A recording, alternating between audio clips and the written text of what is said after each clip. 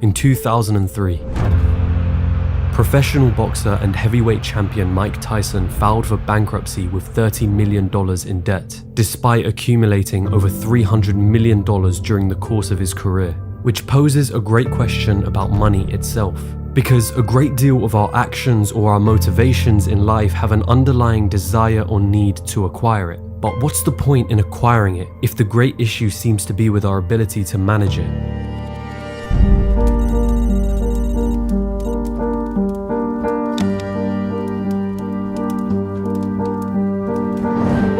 Americans now have the highest credit card debt in history.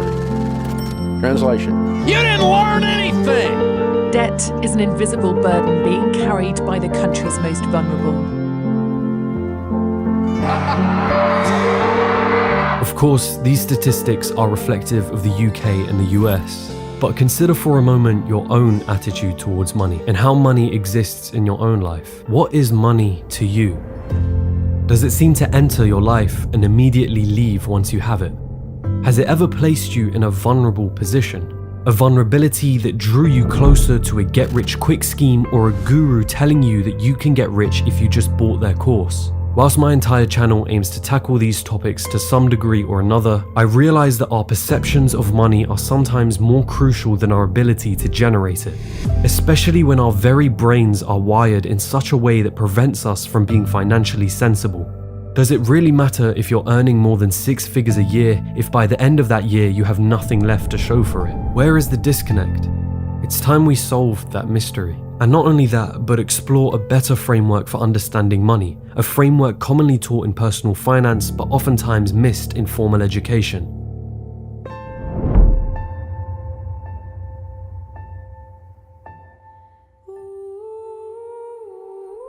A question. What is money? Or rather, what does money represent? When you make a purchase from Amazon, when you're paid for your time working at a job, what is the significance of money in these transactions? Money is commonly defined as a medium of exchange, an instrument that facilitates the sale, purchase, or trade of goods between parties. But I don't think this says much about what money actually represents. I think a better way of looking at money is an expression of value. You hand over a certain amount of money to purchase something because you perceive its value to be equivalent to the amount of money that you handed over. Of course, the price is often not determined by you as an individual, but the market as a whole. But hone in on this one point. Money equals value. Why is that so important? Because often we give money a moral significance. A quote that I'm sure you've heard: money is the root of all evil. We look at someone who seems to have a large amount of wealth and think, they got lucky. Who did they take advantage of to get to that position? Who had to lose in order for them to gain? And never, what value was created in order to generate that money? Understanding that money is simply value is the best way to understanding that money is not necessarily evil, nor does it make a person evil. Sure, there are things such as scammers who convince you that what they have to sell is worth value, but that doesn't say much about money more so than it does their own morals. Money simply opens your options and broadens your horizons. The choices you make with that money have everything to do with your own moral dispositions. So, money is an expression of value. Now what? How does this change the reality of a person living paycheck to paycheck or someone who is consumed by credit card debt? The simple mention of money equals value changes nothing. It may make me see money in a different light, but what part of that is actionable advice? To answer that question, I'll pose to you another question. What is your relationship with money?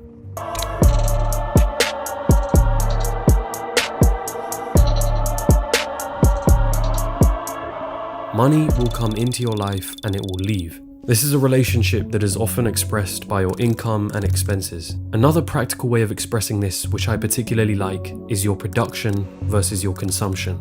For the most part, money will enter your life because you have produced some form of value. And for most of us, this value will come in the form of labor, a job. Money will leave when you have consumed something, a Netflix subscription, a new car, a house. In many ways, we can look at the net worth of an individual as a metric for determining their relationship between consumption and production. Now cast your mind back to those statistics I mentioned at the start of this video.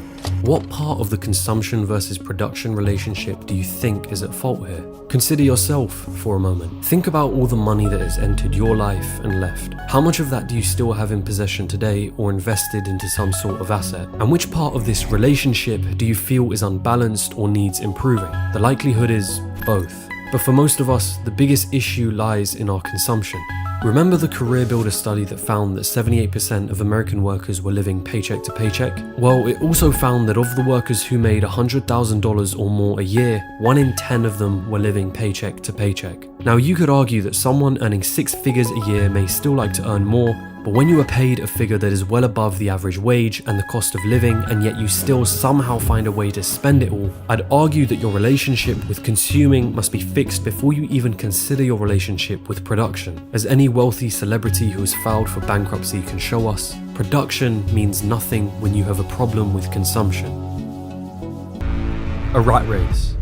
An endless, self-defeating or pointless pursuit. Sometimes the rat race is conflated with working a 9-to-5 job. It's a comparison often used by certain individuals to guilt you into buying programs and books for them. But this seems extremely unfair, mostly because it aims to villainize a job and excludes the fact that there are those who either love or are perfectly fine with their jobs, or have other aspirations aside from their 9-to-5. A real rat race is one that is living on a financial edge, being one paycheck away from broke constantly. A feeling as though the moment money enters your life, it immediately disappears. And the more responsibilities you have, the more dangerous this relationship becomes. The loss of a job, an unexpected health accident, or any unexpected circumstance for that matter can throw your entire financial position into turmoil. And consider the mental consequences of living on this financial edge. Your job no longer becomes an option. It becomes a necessity in order to keep funding your lifestyle or to keep paying off debt.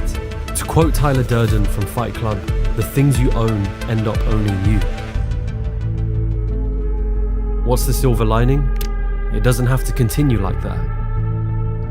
The first stepping stone in personal finance will have you drawing an awareness to your relationship with money. This is often done by journaling your monthly expenses, categorized as housing, transportation, food, utilities, entertainment, and so on. It's about understanding yourself as a consumer. But this part is tough. In behavioral finance, this feeling can often be labeled as the ostrich effect, which is our tendency to want to avoid negative financial information. It's that feeling you get when you refuse to look at your bank account after a night out, fearing what it might show. And yet once you pass this stage, it's time for you to take control over your behavior as a consumer. This often involves the idea of budgeting, deciding each month how much you aim to spend on each of these categories and sticking to it. It's about systematically looking at what you consume and finding ways in which you can minimize these things to ultimately live below your means. In other words, having a lifestyle that still leaves you with enough money to save and invest in some form or another. It's also important to note that before you ever decide to invest, one of the most common practices in personal finance is to keep an emergency fund, a specific amount of savings that you hold onto in case of an emergency. This fund would typically hold 3 to 6 months worth of expenses. The idea, however, of living below your means is an important one.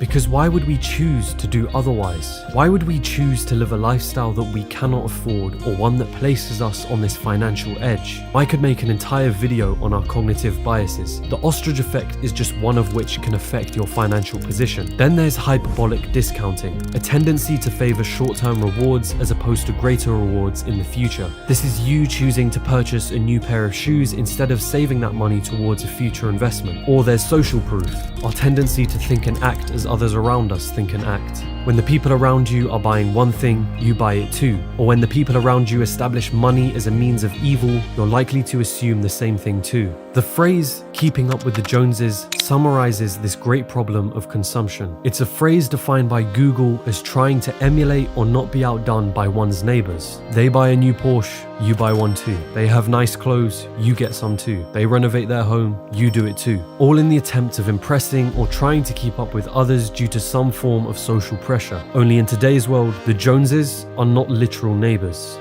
They're far more present than that. We are all vulnerable to social approval. We really care what other people think of us. But the problem is we're measuring our self-worth by how many people like what we're posting. Governor of the Bank of Canada stated it succinctly: for most Canadians, debt is a fact of life, at least at some point.